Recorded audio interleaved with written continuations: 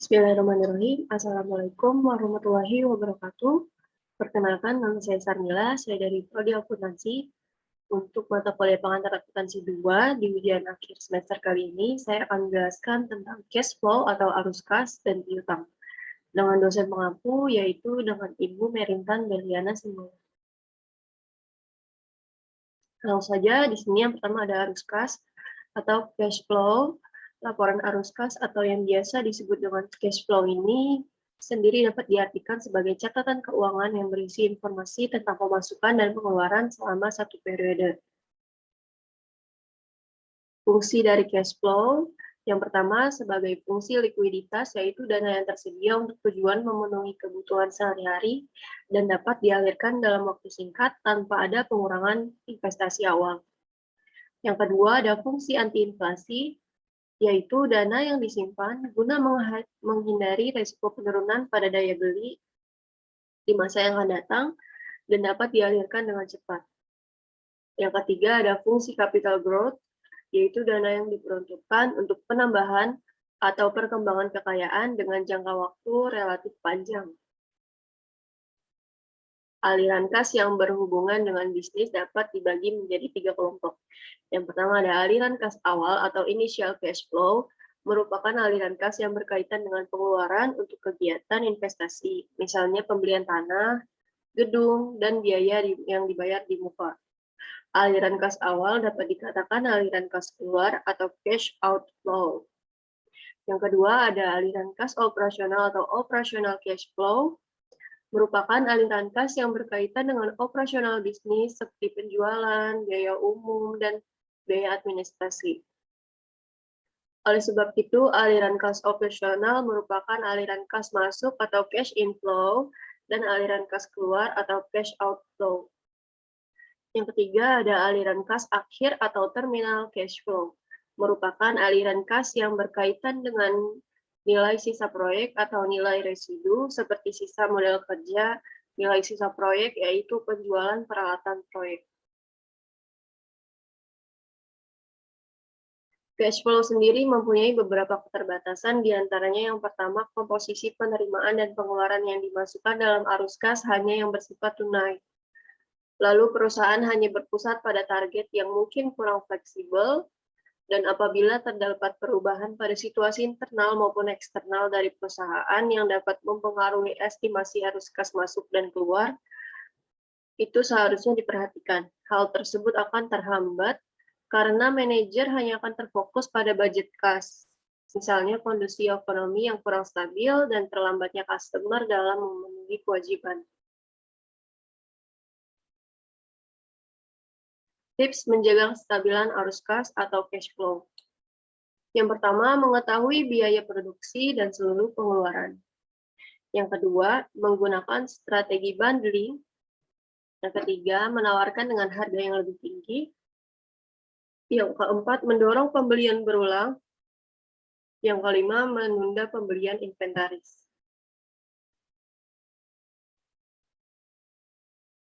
Menyusun laporan arus kas atau cash flow statement.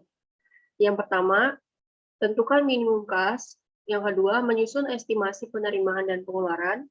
Yang ketiga, menyusun perkiraan kebutuhan dana dari hutang yang dibutuhkan untuk menutupi defisit kas dan membayar kembali pinjaman. Dan yang keempat, menyusun kembali keseluruhan penerimaan dan pengeluaran setelah adanya transaksi finansial dan budget kas yang final. Arus kas terbagi menjadi 3 bagian. Yang pertama ada arus kas operasional, merupakan aliran kas yang menggambarkan aktivitas operasional atau operating activity yang mendukung aktivitas bisnis perusahaan, seperti penerimaan kas dari pelanggan, pembayaran kas kepada pemasok bahan, pembayaran pajak, pembayaran bunga, dan sebagainya. Yang kedua ada arus kas pendanaan, berkaitan dengan arus kas operasional dan investasi. Arus kas pendanaan atau financing activity dapat diartikan sebagai cara perusahaan dalam mendanai kegiatan usaha dan langkah investasi yang diambil. Arus kas ini mencatat transaksi seperti penambahan utang, penerbitan obligasi, pelunasan utang, dan penambahan setoran modal, dan sebagainya. Yang ketiga ada arus kas bersih atau net cash flow.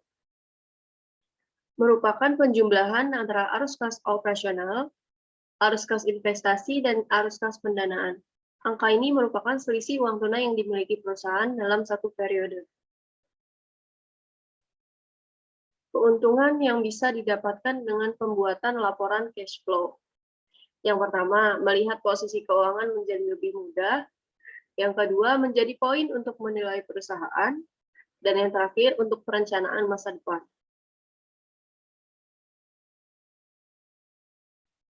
Data apa yang akan Anda dapatkan dari laporan arus kas? Yang pertama, kas dari aktivitas operasi dapat dibandingkan dengan laba bersih perusahaan untuk menentukan kualitas laba. Jika kas dari aktivitas operasi lebih tinggi dari laba bersih, laba dikatakan berkualitas tinggi. Yang kedua, laporan ini berguna bagi investor karena dengan anggapan bahwa cash in king memungkinkan investor untuk mengetahui arus masuk dan arus keluar perusahaan secara keseluruhan dan memperoleh pemahaman umum tentang kinerjanya secara keseluruhan. Yang ketiga, jika perusahaan mendanai kerugian dari operasi atau membiayai investasi dengan mengumpulkan uang, yaitu hutang atau ekuitas, maka laporan arus kas akan segera menjadi jelas. 8 cara meningkatkan arus kas. Yang pertama, simpan buku yang bagus. Yang kedua, perkirakan arus kas dan kelola perkiraan itu dengan hati-hati. Yang ketiga, perhatikan piutang. Yang keempat, meminimalkan hutang dagang. Yang kelima, kelola inventaris dengan hati-hati. Yang keenam, kirim faktur dengan segera. Yang ketujuh, buka rekening tabungan bisnis. Yang kedelapan, tingkatkan harga produk dan layanan.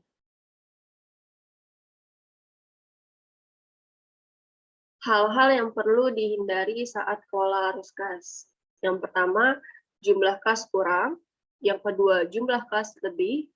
Yang ketiga, cepat ambil kesimpulan atas posisi kas. Pelaporan arus kas. Di sini ada kas bertambah dan kas berkurang. Kas bertambah apabila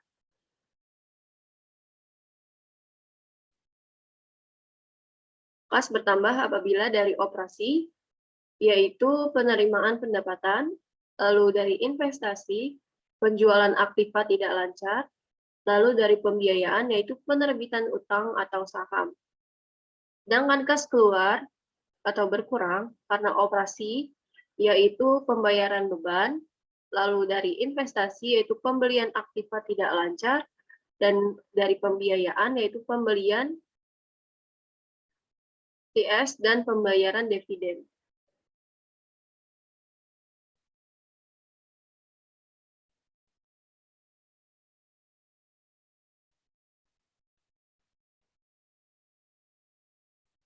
Arus kas dari kegiatan operasi. Jenis-jenis kas masuk, ada penjualan barang dan jasa, pendapatan bunga, dan penerimaan dividen. Jenis-jenis kas keluar, ada pembelian barang dagangan, pembayaran gaji dan beban lain, dan yang terakhir ada pembayaran pajak. Arus kas dari kegiatan investasi, jenis-jenis kas masuk, yang pertama ada penjualan aktiva tetap, penjualan investasi jangka panjang, lalu jenis-jenis kas keluar, yaitu pembelian aktiva tetap dan pembelian investasi jangka panjang. Arus kas dari kegiatan pembiayaan, yaitu yang pertama ada jenis-jenis kas masuk, yaitu dari penerbitan bonds atau utang jangka panjang.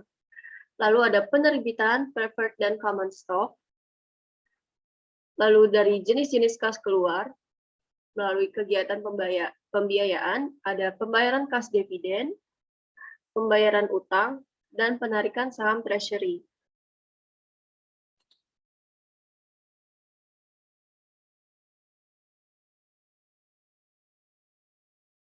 Persiapan pembuatan laporan arus kas. Ada metode langsung dan metode tidak langsung. Metode langsung, arus kas bersih dari kegiatan operasi merupakan selisih dari penerimaan kas dari operasi dengan pembayaran kas untuk operasi. Sedangkan metode tidak langsung adalah arus kas bersih dari kegiatan operasi diperoleh dengan cara menyesuaikan besarnya laba bersih aktual yang berasal dari kegiatan operasi agar menjadi laba bersih basis kas. Keuntungan menggunakan metode langsung. Yang pertama, melaporkan sumber dan penggunaan kas yang berasal dari kegiatan operasi. Yang kedua, lebih mudah dimengerti oleh investor. Yang ketiga, direkomendasikan oleh Financial Accounting Standard Board atau FASB dengan catatan jumlah total dari arus kas bersih dari kegiatan operasi akan sama dengan metode langsung dan tidak langsung. Untuk bagian arus kas dari aktivitas investasi dan pembiayaan akan sama antara kedua metode yang digunakan. Keuntungan metode tidak langsung. Yang pertama, fokus pada perbedaan antara laba bersih dan arus kas bersih.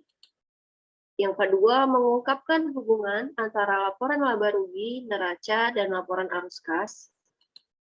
Yang ketiga, biayanya lebih murah. Yang keempat, tidak perlu menyiapkan laporan pelengkap seperti yang harus dibuat jika menggunakan metode langsung. Berdasarkan survei, hampir 98% perusahaan pada umumnya menggunakan metode tidak langsung. Di sini ada metode tidak langsung, neraca, kas, dan kewajiban. Kasnya yaitu ada aset selain kas, kewajiban yaitu ekuitas pemegang saham. Aset sama dengan kewajiban plus ekuitas pemegang saham. Kas plus aset selain kas sama dengan kewajiban plus ekuitas pemegang saham. Kas sama dengan kewajiban plus ekuitas pemegang saham dikurangi aset selain kas. Arus kas ditentukan dengan menganalisis kewajiban, ekuitas pemegang saham, dan aset selain kas. Metode tidak langsung, langkah yang pertama dimulai dengan laba bersih perusahaan berdasarkan basis aktual, tampak pada laporan laba rugi, laba ditahan, atau laporan perubahan modal. Metode tidak langsung, tentukan laba bersih. Sini ada laba ditahan pada tanggal 1 Januari 2006, saldonya 202.300. Di Desember, tanggal 31 Desember 2006, ada laba bersih di kredit sebesar 108.000. Di saldo bertambah menjadi 310.300.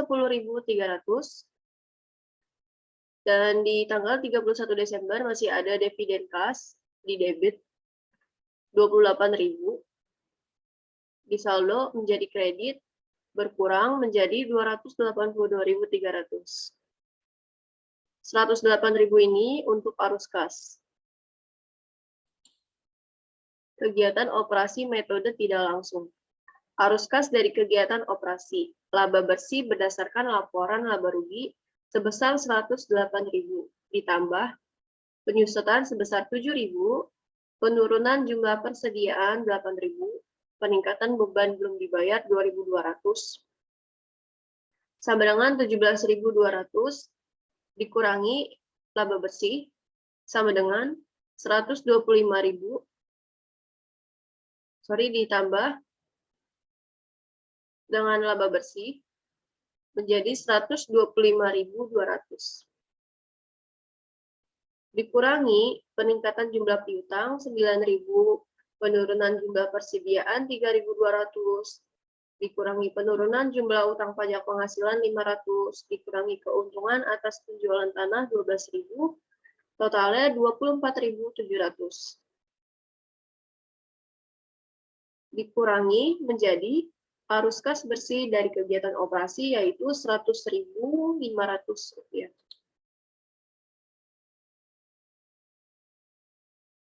Langkah yang kedua dengan metode tidak langsung, langkah selanjutnya adalah menentukan beban depresiasi untuk tahun tersebut. Jika tidak terdapat di laporan laba rugi, maka dapat diketahui dengan menganalisis akun akumulasi penyusutan. Dengan metode tidak langsung menentukan beban depresiasi. Dari akumulasi penyesuaian bangunan, pada tanggal 1 Januari 2006, saldonya dikredit sebesar 58.300. Pada tanggal 31 Desember 2006, terjadi depresiasi di kredit sebesar 7.000, to statement mengurangi bertambah di kredit menjadi 65.300. Metode tidak langsung kegiatan operasi. Arus kas dari kegiatan operasi laba bersih berdasarkan laporan laba rugi sebesar 108.000. Ditambah penurunan jumlah persediaan 8.000 dan peningkatan beban belum dibayar 2.200. Totalnya menjadi 17.200. Bertambah menjadi 125.200. Dikurangi peningkatan jumlah piutang 9.000. Penurunan jumlah persediaan 3.200. Penurunan jumlah utang pajak penghasilan 500 dan keuntungan atas penjualan tanah 12.000 menjadi 24.700. Di sini dikurangi 125.200 dikurangi 24.700 menjadi arus kas bersih dari kegiatan operasi yaitu Rp100.500. Karena penyusutan mengurangi laba bersih meskipun tidak ada kas yang keluar, maka harus ditambahkan kembali pada laba bersih. Langkah ketiga dari metode tidak langsung, memilih aset lancar dan kewajiban lancar yang berpengaruh pada arus kas yang mengalami kenaikan atau penurunan. Di sini ada perubahan dalam akun lancar, yaitu akun tahun 2006 dan 2005. Perubahannya ada debit dan kredit. Akun piutang bersih sebesar 74.000, tahun 2005 sebesar 65.000, persediaan 2006 172.000, sedangkan 2005 180.000. Lalu ada utang dagang 43.500 tahun 2006 dan 46.700 di tahun 2005. Lalu ada utang beban sebesar 26.500 dan di 2005 ada 24.300. Lalu ada utang pajak penghasilan tahun 2006 sebesar 7.900 dan tahun 2005 sebesar 8.400. Lalu dari piutang bersih, perubahannya di debit menjadi 9.000. Untuk persediaan di kredit yaitu 8.000. Utang dagang di debit sebesar 3.200. Utang beban di kredit sebesar 2.200. Utang pajak penghasilan sebesar 500 di debit. Dan di sini ditentukan perubahan debit atau kredit dari masing-masing akun di atas. Perubahan debit akan dikurangkan pada laba bersih pada laporan arus kas dari kegiatan operasi. Jadi untuk mendapatkan arus kas bersih dari kegiatan operasi, laba bersih harus dikurangi lebih dahulu dengan perubahan debit itu. Perubahan debit akan dikurangkan pada laba bersih pada laporan arus kas dari kegiatan operasi. Jadi untuk mendapatkan arus kas bersih dari kegiatan operasi, laba bersih harus dikurangi lebih dahulu dari perubahan debit itu. Arus kas dari kegiatan operasi, laba bersih per laporan laba rugi yaitu 108.000, ditambah penyusutan 7.000, penurunan persediaan 8.000, dan kenaikan utang beban 2.200 menjadi 17.200. Di sini bertambah menjadi 125.200. Lalu ada kenaikan sebesar Rp9.000 dengan penurunan utang dagang 3.200, penurunan utang pajak 500, dan keuntungan dari penjualan tanah 12.000 menjadi 24.700. Di sini dikurangi menjadi arus kas bersih dari kegiatan operasi sebesar 100.500. Langkah yang keempat, menganalisis laporan laba rugi untuk melihat jika ada untung atau rugi dari penjualan investasi, peralatan, dan sebagainya. Di sini ada contoh laporan laba rugi untuk PT Randall Inc. untuk tahun yang berakhir pada 31 Desember 2006. Nah, di sini ada penjualan sebesar 1.180.000 dengan biaya barang dagangan yang terjual 790.000. Laba kotornya sebesar 390.000. Dan di sini ada beban operasi, beban penyusutan 7.000 dan beban operasi lainnya 196.000. Total beban operasi sama dengan 203.000. Di sini dikurangi menjadi pendapatan dari operasi yaitu 187.000. Pendapatan lainnya keuntungan jual tanah sebesar 12.000. Beban lainnya ada beban bunga 8.000 dijumlahkan menjadi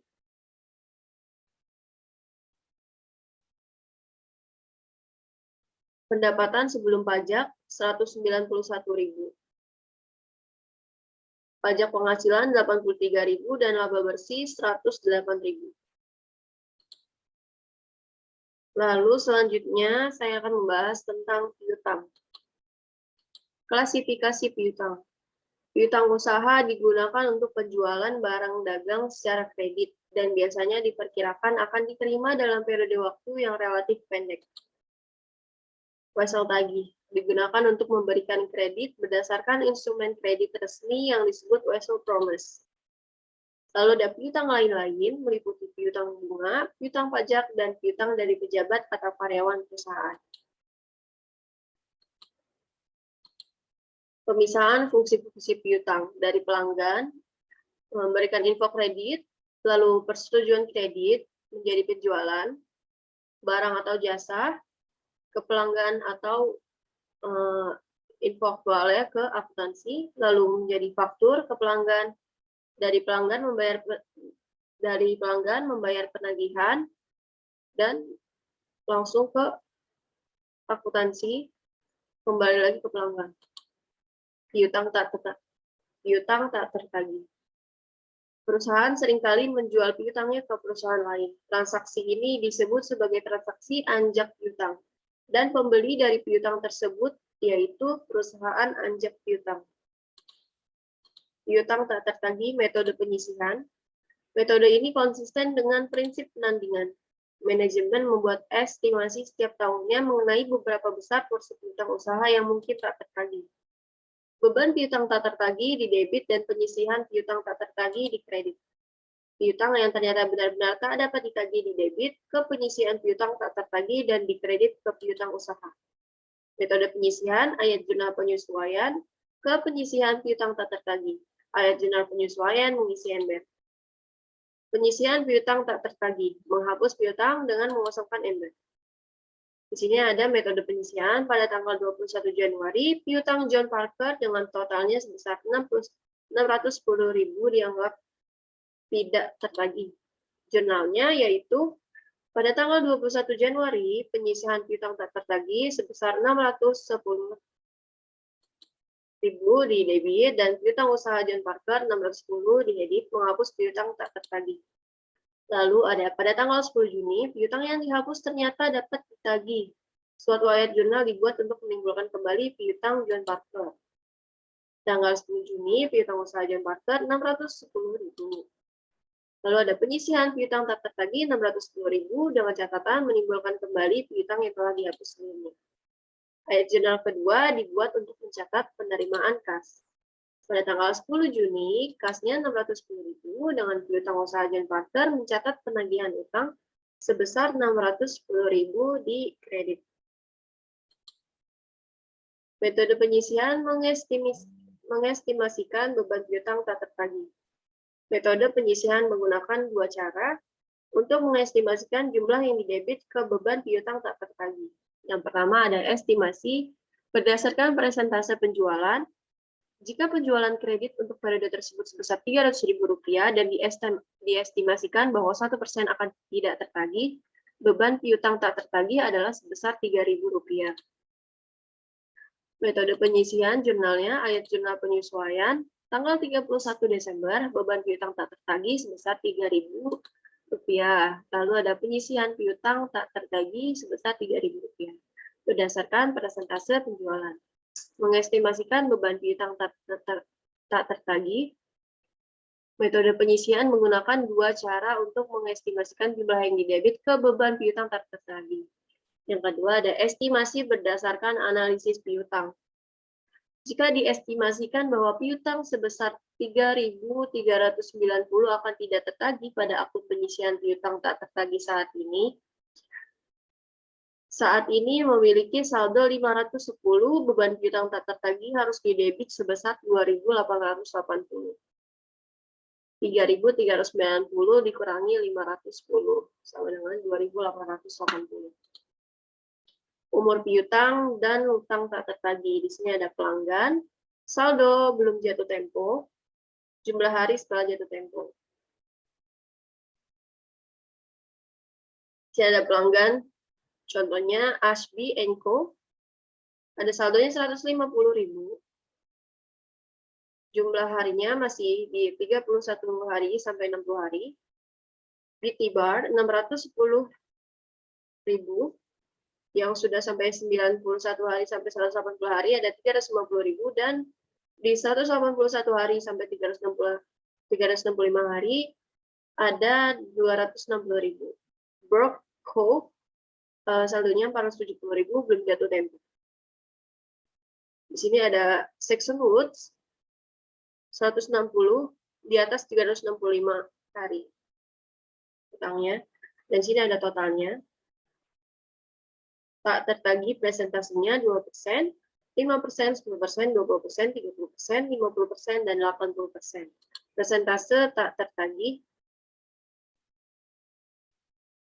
Persentase tak tertagih berdasarkan pengalaman dan rata-rata industri. Total piutang usaha ditampilkan berdasarkan umur. Sini ada jumlahnya sebesar 3.390. 2%-nya yaitu 1.500, 5% dari 4.200, 3.100, 10%-nya 310, 1.900, 20%-nya 380, 1.200, 30%-nya 360, 800, 50%-nya 400, 300, 80%-nya 240 dengan jumlah 3.390. Penyesuaian akhir tahun untuk piutang tak tertagih.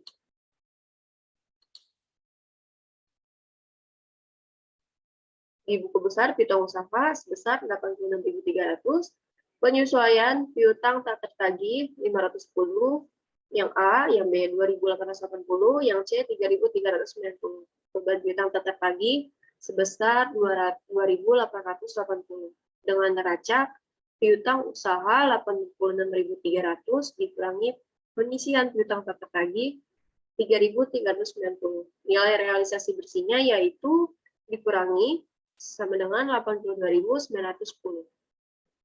A, sama dengan saldo sebelum penyesuaian. B, penyesuaian akhir tahun. 3.390 dikurangi 510 sama dengan 2.880. C adalah saldo setelah penyesuaian. Metode penyisihan ayat jurnal penyesuaian pada 31 Agustus, beban piutang tak tertagih 2.880 itu, pada penyisian piutang tak tertagih 2.880. Sini ada neraca, aset lancar, kasnya sebesar 119.500, wesel tagihnya 250.000, piutang usaha 445.000 dikurangi penyisihan piutang tak tertagih 15.000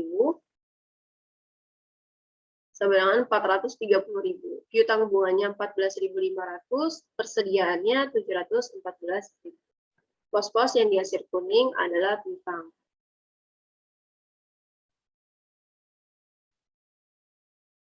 Akuntansi untuk piutang tak tertagih. Metode penghapusan langsung, metode ini tidak konsisten berdasar dengan prinsip penandingan. Piutang yang terbukti tak tertagih dihapus pada tahun piutang tersebut diputuskan tidak tertagih. Beban piutang tak tertagih didebit dan piutang usaha dikredit untuk masing-masing transaksi semacam itu. Metode penghapusan langsung, tanggal 10 Mei, piutang DL Ross diputuskan tidak tertagih, saldo sebesar 420 dihapus dari buku. Maka jurnalnya adalah sebagai berikut. Tanggal 10 Mei, beban piutang tak tertagih sebesar 420 di debit.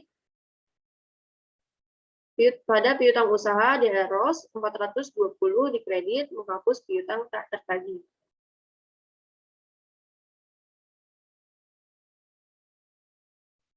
Pada bulan November, di Eros mengirimkan cek sebesar 420 untuk melunasi utangnya. Jurnal pertamanya, piutang usaha di Eros 420 debit pada beban piutang tak tertagih menimbulkan kembali piutang yang telah dihapus tanggal 10 Mei sebesar 420 di kredit.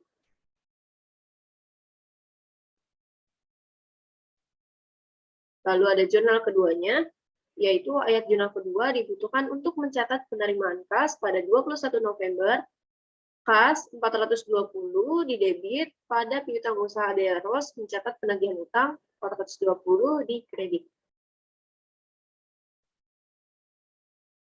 Di sini ada contoh dari wesel tagih. Sini ada penerima, the order of, lalu ada pembuat yang bertanda tangan, treasurer.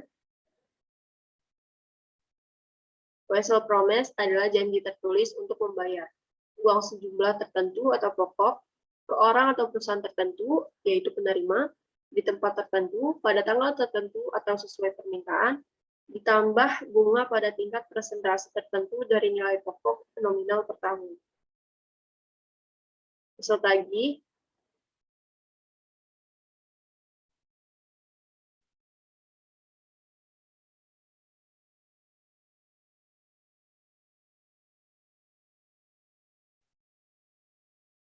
itu dia tadi penjelasan saya tentang laporan arus kas atau cash flow dan piutang.